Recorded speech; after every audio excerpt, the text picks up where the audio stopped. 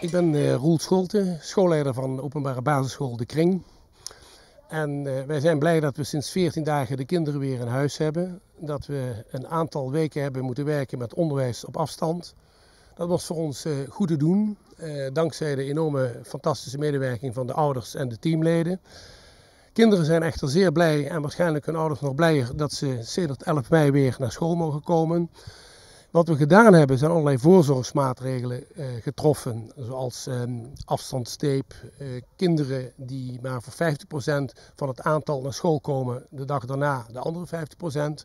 En zo hebben we een rooster gemaakt dat zal lopen tot 8 juni, de dag waarop er waarschijnlijk een groter gedeelte zal gaan hervatten. Daarover horen wij 1 juni meer. Het heeft wel wat consequenties gehad. Kader van reiniging, extra schoonmaak, maatregelen voor desinfecterende zaken. Het feit dat kinderen niet met de hele groep bij elkaar, maar met de helft van een groep bij elkaar zitten. Betekent ook voor de leerkrachten dat ze in de voorbereidende niet aan een hele groep, maar een halve groep lesgeven.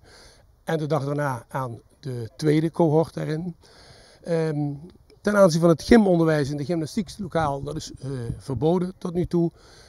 We hebben daar een oplossing gevonden om dat met onze gymdocent te doen op de speelplaats, op voldoende afstand van elkaar.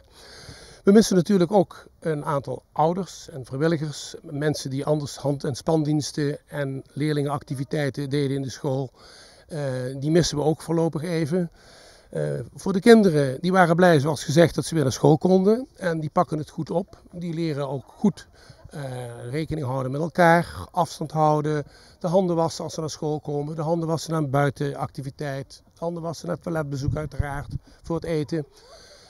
En de kinderen die doen dat zeer gedisciplineerd. De allerjongste, want we hebben op school ook peuters en kleuters, daar is het natuurlijk heel erg moeilijk voor om die afstand te houden. Die willen contact, maar ook dat lukt best aardig. We hopen dat 8 juni dat, dan de situatie weer een beetje normaliseren kan, zodat we dan weer het onderwijs kunnen geven wat wij willen, maar vooral waar onze kinderen echt recht op hebben.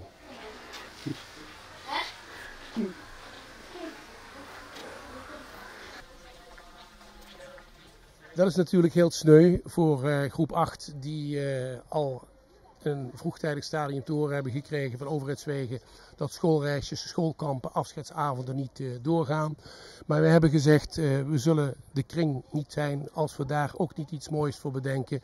We gaan samen in overleg met de kinderen en de ouders iets doen waarop die kinderen toch nog recht hebben op een mooi afscheid.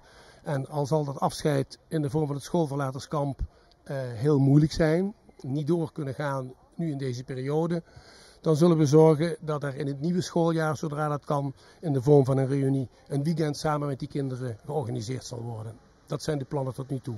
En daarnaast zullen we uiteraard ook nog, zodra dat weer kan, met ouders een picknick organiseren met een achtneming van de ruimte die er gehouden wordt tussen de kinderen en de volwassenen.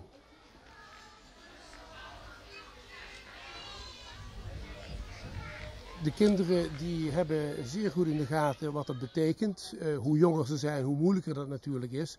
Maar wat wij gemerkt hebben, nadat de kinderen een 8 weken thuis waren geweest, dat de kinderen heel goed beseffen wat dat betekent. En elk kind pakt dat natuurlijk anders op. Het thuisonderwijs heeft in die periode voor de kinderen ook anders uitgezien dan normaal gesproken op school. En niet elke thuissituatie voor de kinderen is hetzelfde, is identiek. Dus het betekent ook dat die kinderen ook afhankelijk van hun thuissituatie in die afgelopen periode gewerkt hebben aan hun thuis/huiswerk. Waarbij wij dan als team dagelijks afstandsonderwijs hebben gegeven en bereikbaar waren via Microsoft Teams. De briefjes, het staat erop aan attente, vrolijke, aardige, lieve, leuke briefjesmuur. Omdat de kinderen elkaar missen, omdat we in 2 groepen zijn verdeeld. 1 groep is roze, rood, paars en 1 groep is blauw. En in de ene groep haalt altijd iedere dag een lege briefje bij de andere groepen uit, schrijft een leuke boodschap of iets dergelijks voor die ander en stopt het er terug in. En vindt ook iedere dag een briefje voor zichzelf van de andere groep. En zo hebben wij dit groepencontact met elkaar. Ja, dat is heel leuk. Binnen hebben we uiteraard een aantal voorzorgsmaatregelen genomen door leerlingen aan te geven waar ze wel en niet kunnen zitten. Ze blijven zoveel mogelijk in hun lokaal, zodat beweging binnen de school beperkt blijft tot toiletbezoek en de lessen binnen het lokaal. En er is uiteraard maar 50% van de groep aanwezig per dag, dus dat betekent dat de kinderen daarin ook in de klasruimte meer mogelijkheid hebben. Bovendien is het zo dat de afstand voor kinderen van 1,5 meter, die geldt uiteraard niet. En dat is ook goed te handelen binnen de klasruimte.